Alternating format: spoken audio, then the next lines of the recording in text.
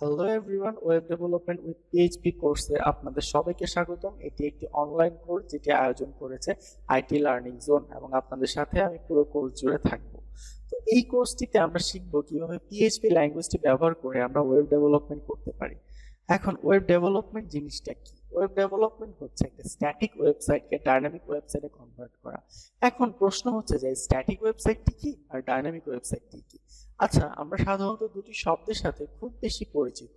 একটি হচ্ছে web design এবং অপরটি হচ্ছে ওয়েব ডেভেলপমেন্ট।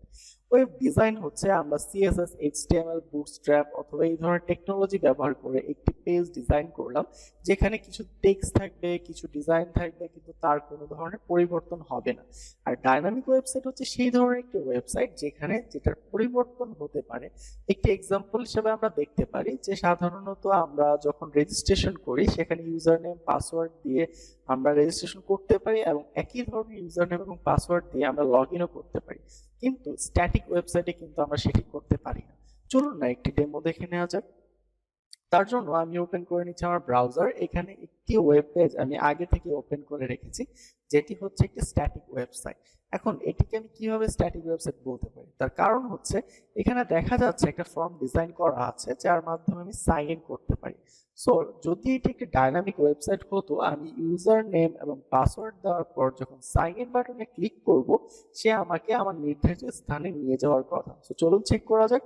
তো এখানে আমার ইমেলের আইডি এবং পাসওয়ার্ড দেওয়া আছে এবং আমি সাইন ইন বাটন ক্লিক করলাম, বাট কিছুই কিন্তু হচ্ছে না। তার কারণ কি? কারণ এটি একটা স্ট্যাটিক ওয়েবসাইট এবং এর ব্যাকএন্ডে কোনো ধরনের লজিক লেখা নেই। তো চলুন এবার একটি ডাইনামিক ওয়েবসাইটের এক্সাম্পল দেখা যায়। তার জন্য আমি আরেকটি ওয়েব পেজ ওপেন করছি।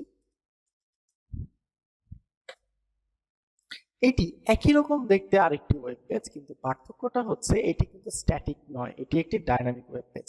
এর কারণ কি? আমি যদি এখানে ইউজার নেম এবং পাসওয়ার্ড দিই, তাহলে সে আমাকে একটি নির্ধারিত স্থানে নিয়ে যাবে। চলুন আমরা চেক করে দেখি। সো আমি এখানে আমার ইমেল অ্যাড্রেস এবং পাসওয়ার্ড দেওয়া আছে অলরেডি। আমি সাইন ইন বাটনে ক্লিক করলাম অ্যান্ড বুম, সে আমাকে একটি স্থানে নিয়ে এলো অথবা আমার ল্যান্ডিং পেজে নিয়ে এলো। এই হচ্ছে পার্থক্য স্ট্যাটিক এবং ডাইনামিক ওয়েবসাইটের মধ্যে। আশা করি আপনারা সবাই বুঝতে পেরেছেন। সো হ্যালো এভরিওয়ান, আমি মেহেদী হাসান সবুজ, আপনাদের সাথে পুরো কোর্স জুড়ে থাকবো। আমি বর্তমানে কর্মরত আছি আইটি লার্নিং জোনে একজন ইনস্ট্রাক্টর হিসেবে, এবং একই সাথে আমি কর্তব্যরত আছি software and web development and researcher হিসাবে ইফতিসফট ইনকর্পোরেশনে। আশা করি আমরা আমাদের কোর্সের সাথে সাথে আরো বেশি পরিচিত হতে পারবো। সো প্রথমেই আজকে আপনাদের আমি যেটা দেখাবো সেটা হচ্ছে আমরা এই পুরো কোর্সটি জুড়ে কি কি শিখতে যাচ্ছি সেটার একটি ধারণা আপনাদেরকে দেওয়ার চেষ্টা করব এই টিউটোরিয়াল ভিডিওটিতে। আমরা প্রথমে এখানে একটি এনভায়রনমেন্ট সেটআপ করব। এনভায়রনমেন্ট সেটআপ হচ্ছে আমি যে পিএইচপি কোড লিখবো এবং সেটিকে রান করাবো। রান করানো মানে হচ্ছে আমার কোডটি লেখার পর সেটার যে একটা আউটপুট দেখবো সেটাকে আমি বলছি রান করানো। তার জন্য আমাদের একটি এনভায়রনমেন্ট প্রয়োজন হয়। পিএইচপি সাধারণত হচ্ছে একটি সার্ভার সাইড প্রোগ্রামিং ল্যাঙ্গুয়েজ, যার কারণে এটিকে রান করানোর জন্য আমাদের একটি সার্ভার প্রয়োজন হয়। এই ব্যাপারটা নিয়ে আমরা আরো বিশদে আলোচনা করব আমাদের পরবর্তী ভিডিওতে।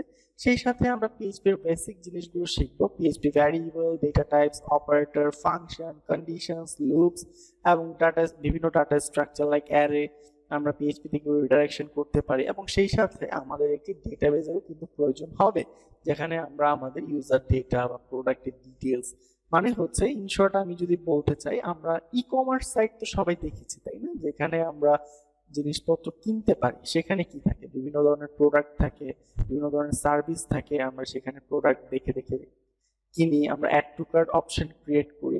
এই যে ডেটাগুলো জমা রাখার জন্য আমাদের তো একটা মাধ্যম প্রয়োজন হয়। সেই মাধ্যমটি অথবা সেই পাত্রটি হচ্ছে ডেটাবেস, যেখানে আমরা ডেটাটা স্টোর করে রাখি। তো আমরা এখানে ডেটাবেস হিসেবে ইউজ করবো মাইএসকিউএল। মাইস্কেল ব্যবহার করতে হলে আমাদের মাইস্কেলের কিছু বেসিক অপারেশন জানতে হয়, যেটাকে বলা হয় হচ্ছে crude operation: create, read, update, delete. So আমরা এই অপারেশনগুলো শিখবো। সেই সাথে আমরা আরো শিখবো কিভাবে ডেটাবেসের সাথে আমাদের পিএইচপির একটি কানেকশন তৈরি করতে হয়, এবং সেই কানেকশন তৈরি করার পর কিভাবে ডেটা ইনসার্ট করতে হয়, ডেটা রিড করতে হয়, ডিলিট করতে হয়। এবং অবশ্যই এই রিড, আপডেট এবং ডিলিট গুলো আমরা করব এইচটিএমএল ফর্মের মাধ্যমে। এখন এইচটিএমএল ফর্মটা কি সেটাও আমরা দেখব আমাদের পরবর্তী ভিডিওতে। সেই সাথে আমরা কিভাবে পিএইচপি এর মাধ্যমে ইমেজ অথবা ফাইল অথবা পিডিএফ ডক এই ধরনের ফাইলগুলো যে আমরা আপলোড করি সেটা কিভাবে করতে হয় আমরা সেটা শিখবো। ইন শর্ট বলতে গেলে আমরা সবাই ফেসবুকে প্রোফাইল পিকচার আপলোড করতে পারবো, রাইট? প্রোফাইল পিকচার অথবা কোনো ধরনের কি বলে সেটা কভার ফটো, এগুলো আমরা দিয়ে অভ্যস্ত। এই জিনিসগুলো কিভাবে করে সেটা আমরা দেখবো। একই সাথে কিভাবে লগইন সিস্টেম তৈরি করতে হয়, ইমেল ভেরিফিকেশন তৈরি করতে হয়, পাসওয়ার্ড যখন আমরা ভুলে যাই সেটা কিভাবে রিকভার করতে হয় সেটাও আমরা আশা করি শিখবো। সে সাথে পিএইচপি খুব ইম্পর্টেন্ট কিছু ধারণা আমাদের প্রয়োজন, যেমন কুকি অ্যান্ড সেশন। এই ব্যাপারগুলো আমাদের ই কমার্স ওয়েবসাইট তৈরি করতে খুবই সাহায্য করে। এবং সর্বশেষে আমরা একটি কমপ্লিট প্রজেক্ট করব। প্রজেক্টটি হবে আমাদের একটি ই কমার্স ওয়েবসাইট তৈরি করব আমরা, যেখানে ই কমার্স ওয়েবসাইটের সবগুলো ফাংশনালিটি আমরা ইমপ্লিমেন্ট করব। সেখানে লগইন সিস্টেম থাকবে, সেখানে অ্যাড টু কার্ট অপশন থাকবে, সেখানে অর্ডার প্লেসমেন্ট অপশন থাকবে, পেমেন্ট অপশন থাকবে। এবং এই কাজগুলোকে আরো ডাইনামিক্যালি করার জন্য আমাদের প্রয়োজন হয় হচ্ছে jQuery। তাই আপনাদেরকে এই কোর্সের সাথে গিফট হিসেবে আমরা jQueryটাও আপনাদেরকে শেখাবো। আশা করি আপনারা সবাই পুরো কোর্স জুড়ে আমাদের সাথে থাকবেন এবং এই কোর্স শেষে নিজেকে একজন দক্ষ ডেভেলপার হিসেবে গড়ে তুলবেন। Thank you very much. আজকের জন্য এইটুকুই। আমি মেহেদি হাসান সবুজ, সাইনিং অফ।